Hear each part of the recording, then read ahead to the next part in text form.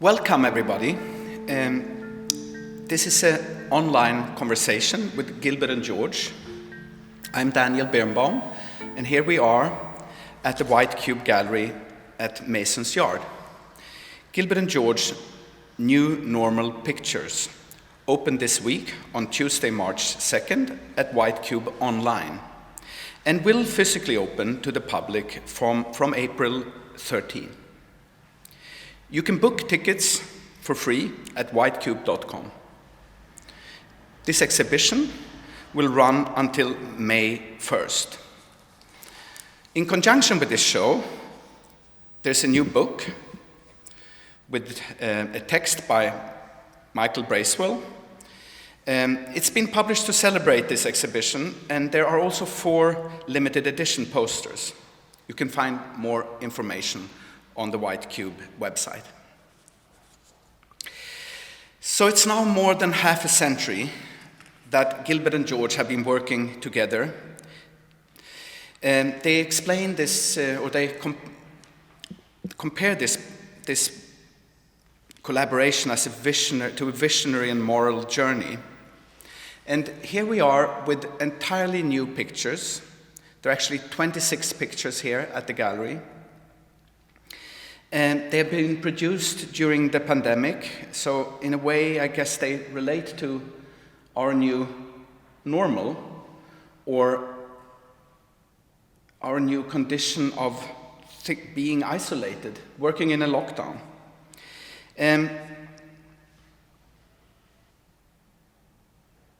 I look at these pictures, and although you call them the new normal, they don't seem so.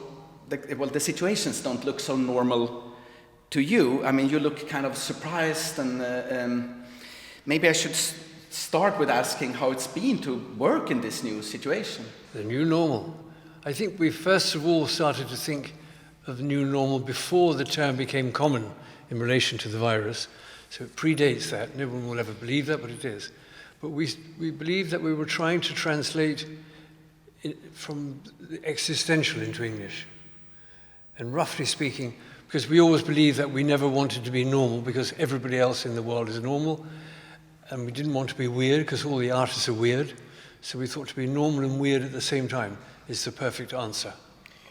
In fact, we started to take these images 1.5 years ago, and then the designs were started in what they call the Christmas of last year, and then we started to, then in January, we started to think of the title.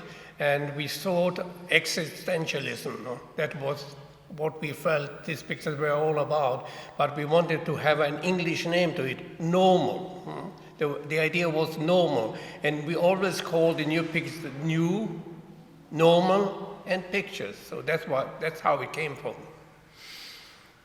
And yet it looks like you're not quite at home in this new normal, or at least I have the sense that you're a little bit out of balance. You're stumbling, falling, holding on to things. I think we weren't conscious of making anything extraordinary in that way. I think we wanted to be completely normal in these pictures. We always say to step outside of our front door in Furnace Street is to step out into the world. And what is in the world? What is in every local newspaper? What is in every national newspaper? What you hear about when you switch on the radio? What you see on television? It's all the same. Homeless people, drunken people, disagreements, fights, battles. We try to deal in some way with the possibility of hope and a future. It was quite extraordinary because it felt like, oh my God, we are back to 1969 when we invented the whole idea of the living sculpture, the tramp sculpture, no? The living sculpture, that we were able to be artists walking the streets of London without making art. And we realized that we are still doing that. We are still walking the streets of London more and more like the super tramps now, and we are seeing the world in a different way. And we started to see the world in a different way because normally when we were young, we were more what they call pleased with ourselves. We were always looking up when we were walking. Now that we are a little older, we are looking down and we started to see a totally new world in front of us. Totally new world. We couldn't help but become very fond of the detritus of human existence, what's left over, What do people leave behind? What is unloved? What is unwanted? What is without any respect? And those are always the things that we think are connected with love.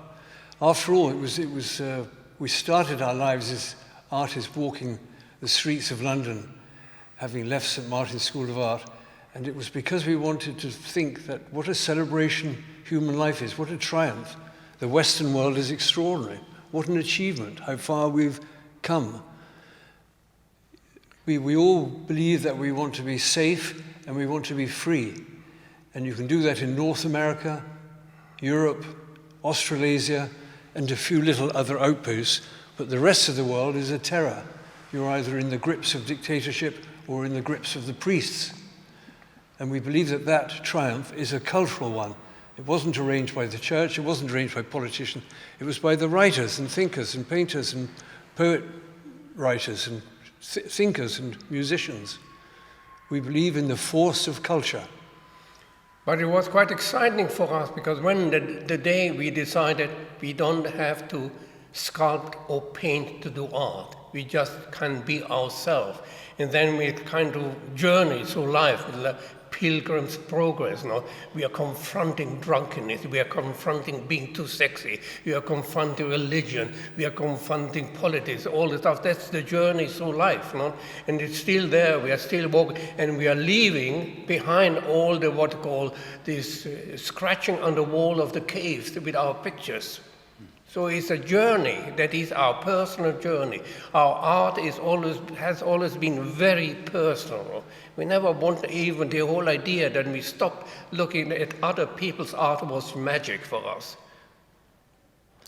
At the center of this conversation, I of course want to have the artworks themselves, and yet I would want to ask you a few questions about this strange year that we have behind us. I know that you like taking long walks. I know that you do long trips on London buses and walk home, and I know that you like going and have meals at the cafes and restaurants, often the same. And a lot changed. I wonder a little bit how this year has been. It's a kind of nightmare because we're cut off socially from the people we normally met every day, which is waiters and chefs and people in restaurants. So we never cooked in the house, we never had a boiled egg in the house, we never had the means of cooking. We always ate out. And now, of course, we can't do that. So we're just waiting and waiting for the day when we can go back to the restaurants.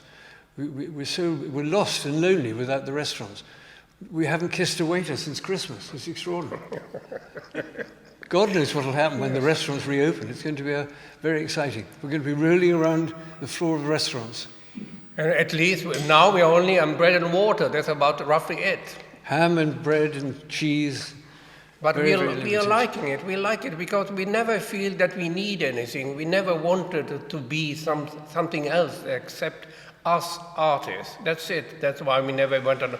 We don't go on holidays. We don't have a special, except taking out some friends of ours to very good restaurants. That's fantastic. And we have different kind of restaurants. The ones for ourselves, and the other ones for special people. And we like that. But at the moment, we ended up with a wardrobe full of champagne bottles because nobody's visiting us that we can drink some. We had to empty the fridge because we needed the fridge for the cheese and the ham. So all the champagne had to go into a cupboard. But it's quite interesting that they said this. I don't know whether Michael said it or we said it, the Pilgrim's Progress. Because the Pilgrim's Progress by John Bunyan is surely the most famous, least read book in the English language. And by some strange coincidence or not, he's buried very near us, a small walking distance from us, in the Dissidents Cemetery, the Nonconformist Cemetery. And in that same cemetery, you have John Bunyan, you have William Blake, and Daniel Defoe. Only one gets flowers every day, and that, of course, is Blake. And the interesting thing for us about Bunyan is the secret of the whole enterprise, which is when Bunyan went down to the village to buy some bread, and he went into the bread shop, and there were these buxom, healthy, middle-aged ladies with their sleeves rolled up, slightly dusted with flour, selling the bread and wrapping it up. And he realized that they were smiling and friendly and happy and content because they believed. They believed in the hereafter. They believed in another life. And he didn't. And he couldn't understand why he couldn't have that contentment within him. He had no peace of mind. He was jealous of the ladies who were selling the bread. And we are very big fans of William Blake. I must admit that, because he's out there somewhere. He's never up, down on earth. He's always somewhere, I don't know what, doing whatever he thinks is possible. He's dreaming a mad new world, and we like that. I mean, I have realized that you often refer to Blake and other artists and writers from other centuries even, rather perhaps than colleagues that are working today. Somehow, do you see your art in the tradition of visionary artists like Blake? That's quite difficult, because I think we were not one of our art schools that we went to ever mentioned Blake to us. Not one art school teacher would. They only talked about Picasso and Braque and Matisse, not historical figures. So it was only as grown-up artists, if I can use that term, that we came across Blake. And we believe very much in what you call the kind of lonely person, the one person. You know? This loneliness in the world. I think that's what we like most. And that's why we always trying to look back at it, and we don't want to look exactly what is what you call.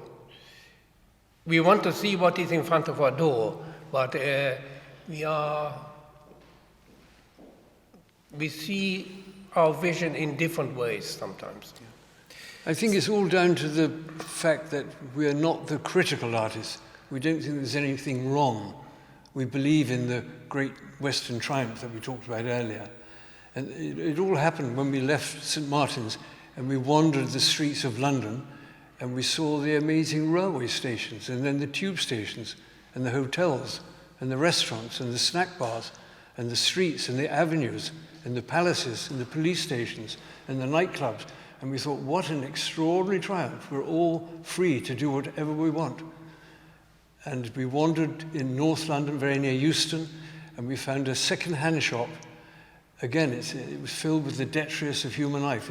They were all the things that people leave behind when you move house. The lampshade with the dog on it, or the last year's telephone directory. And in this second-hand shop, we wandered in, and we saw a gramophone record. And it was called, we just read the title, Underneath the Arches. And we knew what that meant, because we lived in the Fournier Street, and we were surrounded by damaged men and some damaged women and tramps. There were 3 huge institutions for damaged people, damaged by the First World War, the Second World War, and by the sex laws of the time. And we took the record home, and then we found somebody who had a machine to play it, and we were amazed that the words were exactly what we were thinking anyway. And the words were, "The Ritz I never sigh for, the Carlton they can keep. There's only one place that I know, and that is where I sleep. Underneath the arches, I dream my dreams away. Underneath the arches, on cobblestones we lay. Every night you'll find me, tired out and worn, happy when the daylight comes creeping, heralding the dawn. Sleeping when it's raining, and sleeping when it's fine. La-di-dee-da-dee-da-da-da-da-da.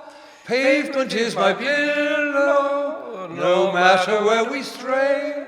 Underneath the arches, I dream my dreams away. And in that moment we had it. We realized that it was all to do with the content and the meaning and the thoughts and the feelings that lie inside everyone, wherever they live on the earth. So through seeing that magic city and all of the detritus of human life, we had a purpose, we formed a purpose. In some way, we never changed after that. We found ourselves, and we do believe that we invented a new way of making art. And I think you did. Normally I would have proposed an applause, but since this is an online event, please do applaud. I've been privileged enough to visit you at your studio and your house, and even in a lockdown, of course, you had a universe of your own. The house, which is your studio, but also where you live, is that an art piece? How would we describe our house? I think it's very simple. We're only there because we couldn't afford anywhere else in London. That's true. And half of the years that we've been there, the journalists always had the same question. Now that you're a successful artist, don't you want to move somewhere nice? And for the second half of that period, the journalists would say, now that your neighborhood has become so edgy and so trendy, don't you want to move somewhere more? So they always wanted us to move. In some way, it's very exciting because it's what you call where we relax with a lot of objects. We are what you call, we have so many objects. We are in what you call bombarded with all these objects that are circling around us, and books and vases and furniture and extraordinary stuff. And we like it because we feel, even now, people talk about diversity. It's a sort of super new thing to talk about diversity. Diversity, my God, we live in a French street with a French name, built on a Roman cemetery, and the neighborhood is called Spitalfields because it was the home for returning crusaders to come to recuperate and convalesce. We're next to the financial city of London. We're off Brick Lane, which is the curry centre of London. We have the Cockneys further down the road. We feel as though the whole of the universe is all within the fabric of those buildings. When you talk about your streets, I often get the sense that they are of great importance, of course, but also that they are almost like a microcosm through which you can see the whole world, as if East London would contain everything. I think I've also heard you saying things like that, that your art or everything you do and everything you make is to do with those streets and what you find in your immediate surroundings, but in those streets you find traces of almost everything that happens on the planet. We always believe that. We always said, whatever happens in the world has happened first off Brick Lane. Yeah, that always starts it. I mean, you can imagine it was Yiddish speaking when we moved as students to Forney Street, and at the end of the road there used to be a Russian vapor bath. On Brick Lane is the building where Oscar Wilde came to smoke opium. There are endless worlds within the worlds. Sure, what you call Forney Street, where if we feel everything is global. Every walk is the global walk, you know, the eternal walk. Every street are the global streets. You know? So it is, when it's very personal, then it becomes global, and we are able to understand life completely. You don't have to go to a special place to understand life or to be inspired. We never felt we had need to go anywhere to be inspired, just to want to go outside the door, open the door, and the world is there. And that's what we like. And we see so many different things, all is in front of us, all these different religions, all these rich and poor people, all these drug addicts, and we are included in many ways, in many times. We have great support amongst the drug addict community. Even people nowadays say a lot of times, they say global, everything's global. We say global, we left St. Martin's and we hitchhiked immediately to Amsterdam to present the living sculpture, which is still the best-selling postcard in the museum. And then we went immediately by invitation from Iliana Sonnabend to New York. And Düsseldorf was very important because we were invited. Yes. I mean, we had a meeting luck. That was extraordinary because we were these one or two people who said yes. Normally they always say no. But we had one person who said yes, that it was Conrad Fischer in Düsseldorf. He said yes, and that was it forever. It's as simple as that.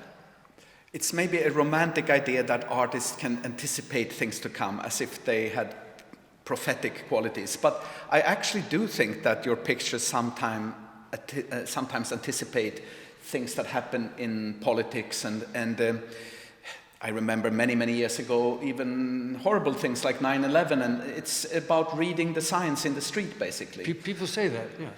We're not conscious of thinking of that, but people do say that. Of course, now the new normal has become a very normal expression, and you coined it already a few years ago, so this is maybe not quite as grand as, well, 9/11 or so, but it's again, the pictures somehow anticipate future realities. I think we see the seeds of freedom and prejudice within the detail of our community, from stickers on lampposts, from graffitis, from tags, from texts, from things that people say. We're always seeing freedoms and prejudices all around us. And it's from those two things that we build an average, normal, new normal life. There are all these kind of religions, all the Christians and the mullahs and the Jewish people all around, and the rich people and non-conformists and the non-believers, they're all surrounding us. And so we see a new world in some way that should be more important. Because some countries, they don't have that kind of stuff. Because London in some way is a global city, you know, and that is what is so good about it. And that's why you see the future. I really believe that's because of that. Because everything is there, from rich to poor to every emotion that you have inside there is there in some way. So the whole world is somehow present even in your street. And these new pictures are no exception. I recognize the street, I even recognize your house, I recognize your door, I recognize some people who I know live close to you. And when I came in and saw these pictures, I had to laugh. I thought they were incredibly amusing, bizarre, and at the same time kind of dark, sad. It's about difficulties, and I'm trying to find the right vocabulary to even kind of talk about them. They have something Samuel Beckett-like. I talked to Jay Joplin just a few minutes ago. He said they're a lockdown epiphany. I mean, there are all kinds of ways to approach them, but do you see them as sad or as... I think you've hit the nail on the head, because we always say anything important is very simple and very complicated at the same time. And anything that's important is always very amusing and very sad at the same time. But we had a very good experience of that. But are we in a comedy or in a tragedy here? No, I think it's more a reality, I think. In an everyday way, yeah? It's a reality that we believe in. It's a drunken walk in some way, we could call it, no? A super drunken walk. And we were walking recently down Whitechapel, and suddenly we saw a young drug addict walking towards us, and he was limping, and he had torn trousers, and something horrible, blood or something was leaking from his ear. And as he limped past us, he turned and said, referring to our pictures, he said, "I like the shit ones best."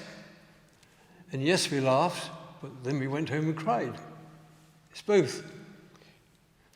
The possibility here with this online conversation is that we can look closer to some images, there's so many that we could look at, but maybe we could begin and look a little bit at the piece called Bagmen. I would need a little bit of support, and I hope we can zoom in on that picture. I mean, that is definitely a tragic picture with people sleeping in the street. In the catalog, you have added a little statement to each picture, a caption, so to say, and I will read this aloud. "Sleeping beauties in Bagmen, who left him a pack of biscuits, and of what does he dream?" You look kind of you look confused, especially Gilbert looks totally confused. I mean, it's like been confused for a long time, I must admit that. But anyway, we felt that it is a little like the new Union Jack, don't you think? A redesigned Union flag. Redesigned Union Jack in some way, with all what is going on in front of us, no? And it's very interesting that he has a packet of biscuits in cellophane wrapper that somebody's left for him, and we know that that was left by a female, not by a male. Somebody from a welfare centre said, only girls give to tramps. And we like it because he's very good looking, and it looks as though his eyelids are very slightly shiny, as though smeared with butter or something. It's a very moving image of a person, we believe.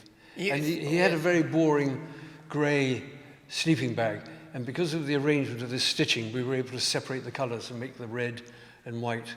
So we've transformed him in some way. And we always say, where is he now? Does his mother know? Extraordinary. Another picture which is very recognizable, I mean, I recognize it's actually your house and your door being half open, and the picture is called number 12. That's where you live, right? Yes. Yeah. And I will read the caption also. So you say, "Keep smiling through," says the artist's friend, George Crompton, in the picture number 12. Who is this friend of yours? Oh, we met him 20 years ago in front of the church, and he was with another friend of him called Neural, and they were all what you call sniffing glue the whole day, and we felt sorry for them. Then we started to give them every day £2 that they could buy or glue or them some cider. And then he became very friendly. He started to knock on our door every single day for the last 20 years. And we give them 3 or 4 times a day coffee. It's very interesting. We went to give him a cup of coffee the other day, and a passing middle-aged couple who'd come to see the historic street were walking by and looking down at George. They looked askance. They looked rather horrified. They hadn't spent a lot of money on a train to come down to London to see that sort of thing. And to defend George, I said, he was christened in Durham Cathedral, you know. And they said, oh, yes, we come from quite near Durham, you know. Very interesting.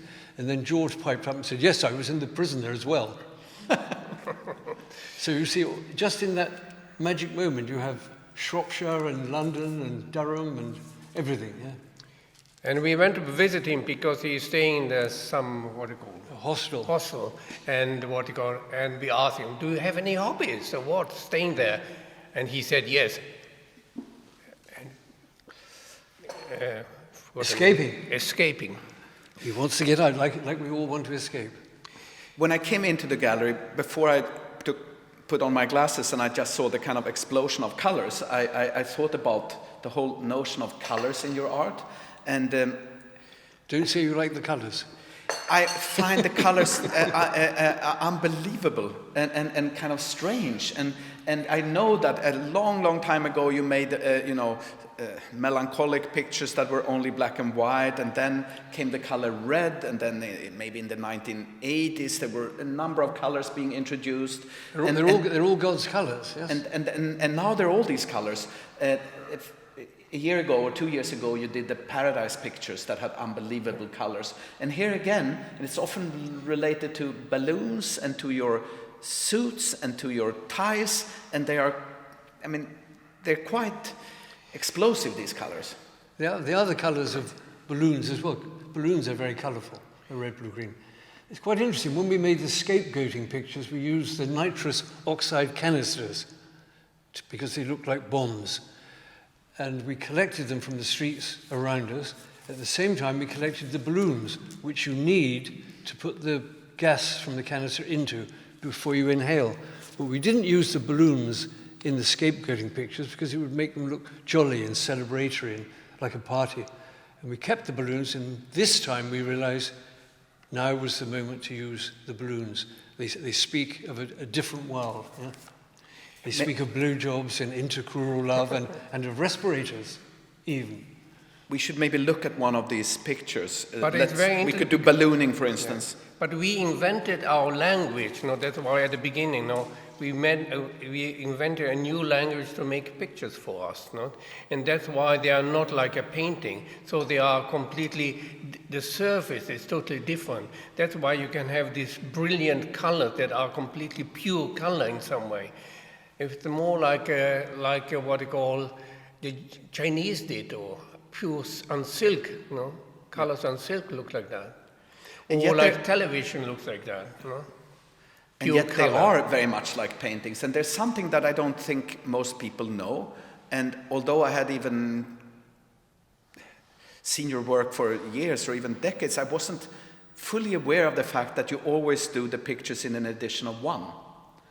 And why is that? Very laborious. They are very laborious. It's very difficult to make. The moment that when you started to work with photography, most people would have thought that you would have used the potential of photography being, you do posters, of course, but the pieces themselves are always unique. Yes. Why is that? We never think we use photography. When we make our pictures, we know that we're using our head and our knowledge and experience. We're using our hearts, full of thoughts and feelings, and we're using our sex. They're made with head, soul, and sex, not with photography. But they are based on layers, no? And they are very laborious to make. They're really like old-fashioned artists used to do. Different layers, one after another, until you have a composition, no, that we make. And they are very done by us and quite laborious. They're very handmade, but we don't like that to be seen in the picture. And when people say, why do you only do one, why not more? We say, it's a very, very hard job to sell one. Never mind selling more of them. Maybe we should look at one more picture. I thought perhaps Priority Seat. Priority Seat is... Here it is in the gallery behind us. We have it right here. Yeah. It's beyond Beckett. This is just like... We love the picture. I will read the statement that you Oh, I forgot wrote. what we wrote. We are not pregnant, elderly or infirm, but we do love to relax at the bus stop. We also want to warn young people of the danger of SG. Very good. And we've been thinking here, what does SG mean, or could it be 5G? Answers on a postcard, please. And, maybe people can tell us. I Googled SG, and it could mean sounds good. But if it's 5G, it's to do with the kind of idea of, telephone networks being dangerous. We know that, we didn't think of that until today. I think you suggested that. It's a good idea. It might well be that. But here you totally lost balance. No, I think we're just relaxing. George is ready for anything. I can see that. We have favorite connections with bus stops. This is the D3 bus stop, which takes you all around the Docklands and takes us down to our friend's Daniel's flat. And we have the view from the flat, even in one of the pictures. We're very fond of different bus routes. Yes, because we want to go. We take buses, so we know all these different routes and all these different places and all the different buildings and all the dirt it is. And we know it all, so it's becoming quite a big image in some way. It relaxes the brain. Get on the train or get onto the bus. And after all, it soothes us. What is art? Have you been able to do the bus trips now? No, we don't use public transport at the moment. No. We have a very, very nice new friend who has a black cab. So we don't take different black cabs. We only take one black cab. And he's very nice. His family come from very near the East End. So it's a new driver and a new chum in a way. Maybe we should look at one more balloon-related picture. It's also to do with my interest in the colors. And it's very much about one specific color, namely in the pink. And the statement is, tagged and drained, but hanging on in there. And here we have these pink balloons. We also have the title in the pink, written in the color pink. Yes. And there are these pink balloons. George, you already said what the balloons are, but what are they? Laughing gas balloons. They're ordinary balloons that are used for children's parties, but we have them because we pick them off the street, where they've been used to transfer laughing gas, nitrous oxide, from canisters into the balloon and then into the person. Yeah.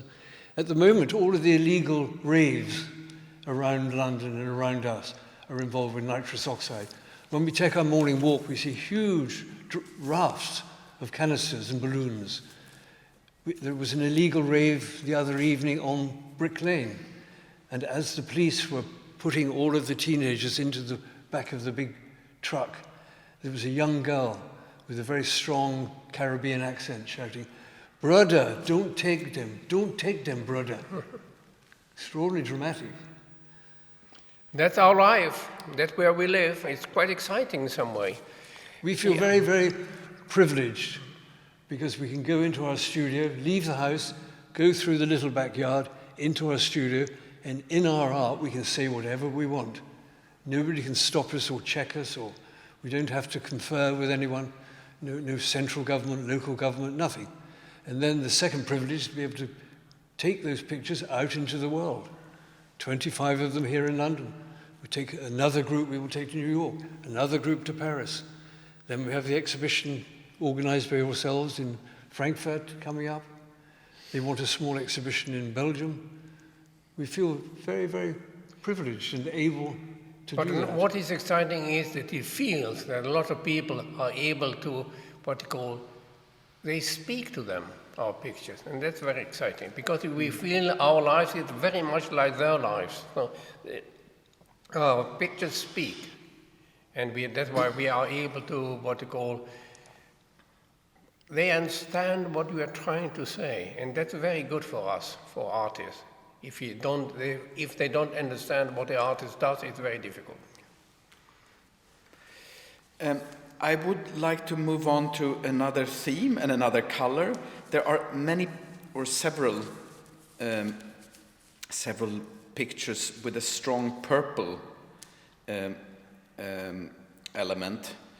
There's, for instance, the picture Woken, and it has another element that recurs, namely the spade, or I'm not sure what the difference is between a spade and a shovel in English. I will read your statement. A young friend asked, "What is the difference between shovel and spade?" The spade digs a hole in the ground, and the shovel puts the earth back in. The sunset view is from the balcony of our sweetheart friend Daniel's flat. That Daniel is not me, another close friend. It could be. You can't have too many Daniels. There are several Daniels in your life, I realize. Yes, for many, many years. Those shovels, they recur in some pictures. To me, they're a little bit macabre and scary. I don't know what the shovels are meant to signify. Digging and covering. I mean, to me, they are frightening. It's obviously very clearly giving the definition of shovel and spade is the trade of the grave digger. Yes. Very, very simple. But of course, these pictures were made before the tens of thousands of people started dying prematurely. But maybe. Well, as I said, sometimes they are a little bit anticipatory in nature. We tell all of our young friends who think it's rather a jolly time having a coronavirus, because you can see the stars at night more clearly, or you can drive through London in a more relaxed way. We say, yes, that's true, but what about the mothers and fathers and husbands and wives and boyfriends and girlfriends who are sorrowing at this moment in misery? What about them? No, I would say that the whole show, when you look closer, really has a kind of, a melancholic or sad tone, even if the first thing that you encounter is very lurid colors and kind of absurd situations that make you laugh. Sometimes I don't really know what the titles mean. It's maybe my limited knowledge of the English language also. But I mean, let's look at a picture called Pigging. We love the picture Pigging. And I think that is a fantastic picture. I mean, in every respect. Why would you say that? I think it's just great, but I don't really know what it means. And I will read the statement. Pigging. Why do you feel it great? I think it's very amusing with pigs, and the word pigging make me wonder. Maybe there's some sort of significance or some sort of meaning to that word that I don't know. Pigging is slang for overdoing it, overeating, or overeating, overindulging. I thought it maybe just meant behaving like a swine or something. I don't know. Yes, eating too much. I'll read the statement. Pigging. The sun sets on pig land. Remember, we are all God's creatures. And it's almost like you're riding on the pigs or you're sitting on the pigs. Yeah, they are between our legs. That's what they are. Not to be confused with unpleasant habits or anything, Yes. you understand? No, I mean, when we make the title, they have to tell the story in some way. You know? You have to be the key. The key, like blanket, you know, standing or Nell is fantastic titles. You know? They tell a story. You know what Nell is. They have to open the picture for the person to start thinking roughly what might be in the picture. Right. Yes, the knell is the sound of a bell. I mean, now that I read these statements, I wonder a little bit about the significance of the titles in your work and the fact that you also work with language. This is not visible in this show. It is, because every piece has a title and it's even written in the actual piece of art, so to say. It's part of the art, no? We always did that. It started, I think the first art were in 1974 that we did, and they were called Mental? Yes. Yes. We felt that the art world and the educated world was absurd with its Untitled or Eclipse number 9 being deliberately obscure in the art world. You can't have a packet of cigarettes that doesn't have a brand name. You cannot have a novel in the bookshop that doesn't have a title. Either it's Murder at the Vicarage or Orgy at the Vicarage. You have to know roughly what kind of book you're going to get. Yes, the first titles were Cherry Blossom that we did in 1974. And we like very much that every piece had the title, no? And immediately the picture comes in front of you. And sometimes you've worked only with the language aspect. You've done a number of pieces that have been on the walls, and you've done a series of statements that are manifestos. We have a new one coming up, which I'm not sure we would tell you even if we knew the title of it. But we have the Phacostrophe, and we have the Godology, and the Believe one, and the Believing World one, and there is a new one which is more diverse. Sooner or later we'll find out what that means. We can't give you a Phacostrophe because we don't have the list with us today. No, I always appreciate your readings of these manifestos, but that will be for another occasion. It will be exciting. So this show opens now without a live audience, but it will open on the 13th. There are actually a few questions. People have asked questions online. Very good. And I don't know exactly where to begin. So they arrive, how would I? Oh, there are tons of questions, so I just have to... Try the first one. Okay, Paul Needham from Oxford. What were the first impressions of each other when you first met? I would say George picked me up. That's very simple. I have a different version. Clearly, related and also referencing a very well-known early piece of yours. Why is Gilbert the shit and George the cunt? It could be interchangeable. It's not significant which is which. But it's very Gilbert the shit and George the cunt. After that, we were free. Forever. We think it was a preemptive strike. The critics can say what they like, but we beat them to it. A Peter Coombs asks, when sorting through photographs, what are the processes for leading you to decide to use some images over others? Before doing a new group of pictures, we always take new images.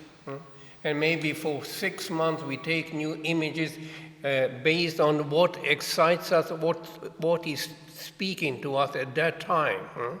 And then we have contact sheets, big books, maybe like 5, 6, 7,000 images, and we open them all on a big table, and we are going through what you call from table to table and choosing the picture that interests us that day. That's how we do it. how we are that day, that year. We have to lift the pictures out from inside of ourselves. We don't invent them. You can't grasp pictures from the sky. They have to come out from inside of And we one's don't whole want body. we don't want to be too conscious of what we are doing whilst we are doing it. It has to be like a cloud in front of us. We are doing it. And we are doing it quite fast. The first sketches have to be very fast in some way. We have to let the pictures make themselves as near as possible. And that's a very exciting period of our time. Every day we are in, let's say, in a black room, you know, deciding what to do. We call it the black bag that we are inside. There are two answers to the young person who asked that question. One is that we're not looking for beautiful shapes or beautiful colors. We're only looking for the content and the meaning, what it actually is. The other answer is that we do it because we want to win and be loved. That's our purpose. A question, do you still dance together like you did in your work Bend It? Not in the same way. We heard something very interesting about Bend It today, and that was when the pop group that created that song wanted to bring it out in America. America said, yes, but we have to change several words. So the American version is different from the one that we sing and dance to. I think we are a little more stiff now for dancing, but we used to do a lot of dancing. We used to go to 1978, so once a week, twice a week, all the nightclubs dancing. It was extraordinary. And we met everybody at that time, all the punk rockers and Boy George and Steve Strange, they were all there. It was an extraordinary time. That is finished now because of AIDS. But you weren't only dancing with each other, you were dancing with everyone. We did everything. Pre-AIDS, the world pre-AIDS was an extraordinary place. And it was inspiring. It was inspiring to see all these young people, no? In London and in Australia and in Bangkok, we went everywhere. Many people are obviously interested in how you first met. And we all know that it was at art school, but there's the question, when you met, was it love at first sight? Of course. They say that. So the answer is yes. And it was quite extraordinary. Love is the second greatest driving force in the world.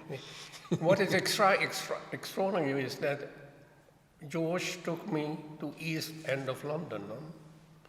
And we used to walk all these crazy streets At night. At night, and I remember they were so dark and the lights were all yellow. It felt like walking into a Dickens book at the time, and it's an amazing impression. We have spoken about how it all began when you realized that you don't have to do art, you are art, and you are the sculptors, but also the sculptures.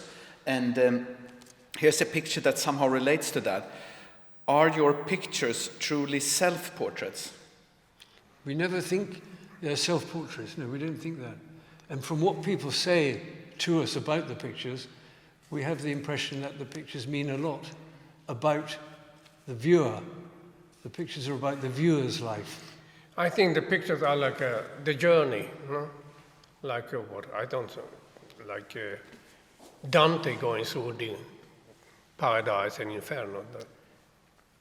Every artist is in his art anyway, we believe. Two questions that are maybe a little bit related. The first one is, can you tell us about the Gilbert and George Center on, how do you pronounce the street? Heritage Street? Heritage, yeah. When will it open? Ooh. We hope it will be open maybe in 1 year's time, or a little more, that's it. And what is it? It'll be we found a building 5 years ago, which we love very much. It's not a listed building, so we were able to remodel it how we want to. But we like it because it'll be an art centre in a sort of garden courtyard, very near our house, off Brick Lane. And it'll be a place, if somebody comes to London from wherever in the world, they will be able to see some of our pictures. And we set it all up so that we can live forever. You walk through a magic garden, that's quite exciting, no? And then you walk into these 3 galleries that we decided, and we have the old brewery, it's still the same. So it's quite magic, it's all 17th century in East London, and one part is more modern,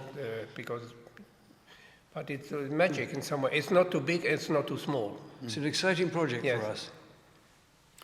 Another question about the pictures. Are the pictures witnesses? Are they actors or commentators? Well, we believe that we are able to do thought transference.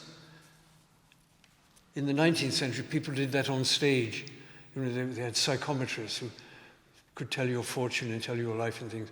We as artists believe that we can arrange thought transference so that somebody who sees the picture Karl Marx will form some view about it or not, and will go home and maybe mention it, maybe. So the essence of what we wanted to say to the viewer and goes on, yeah? That they have a power.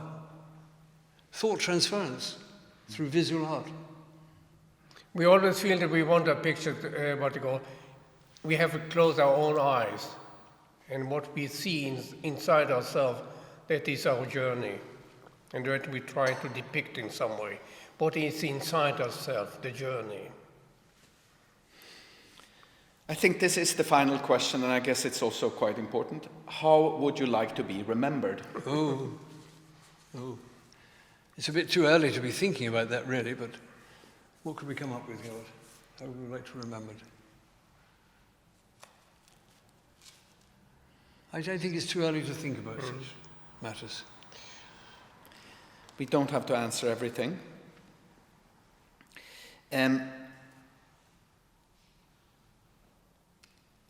One of the pictures features a serpent. What is the symbolism? The snake. Adam and Steve.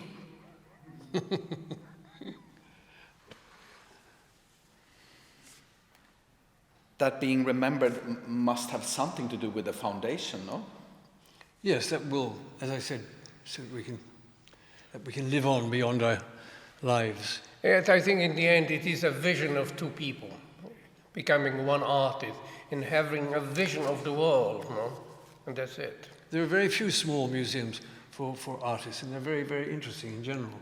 Because it's personal. It's not like going into the Tate Gallery where they have 500 artists all having a little piece on top of it. This is a personal vision, you know. That's why we never like small shows ourselves. We always want big shows that you walk into a world, you know. You walk into a Gingy world, you know. That's much better than just seeing a small picture somewhere.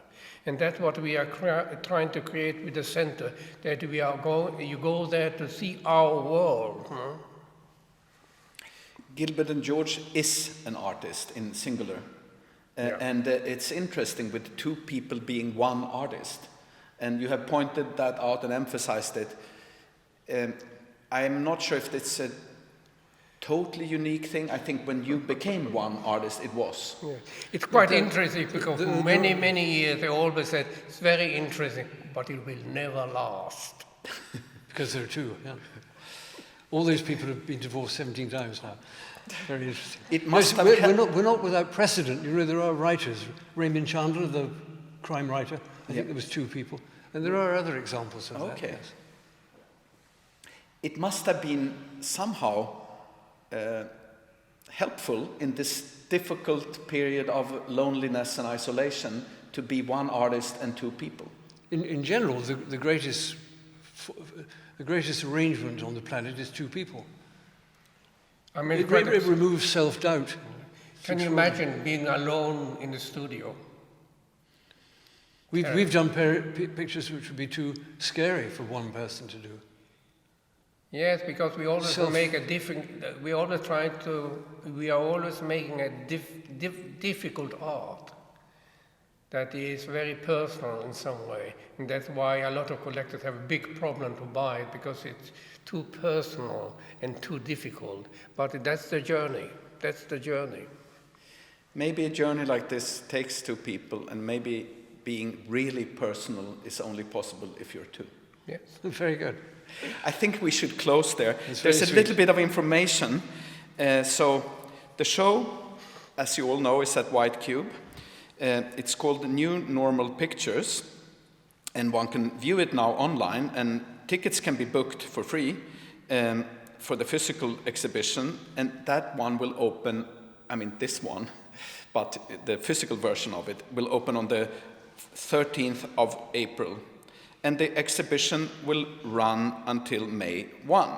You can find all of this information on the whitecube.com homepage. And the catalog.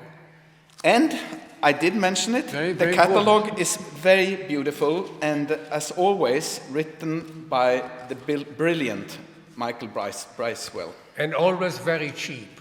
Yes, also cheap. Thank you so much. Thank you to you. Thank you. Thank you. Thank you, Daniel.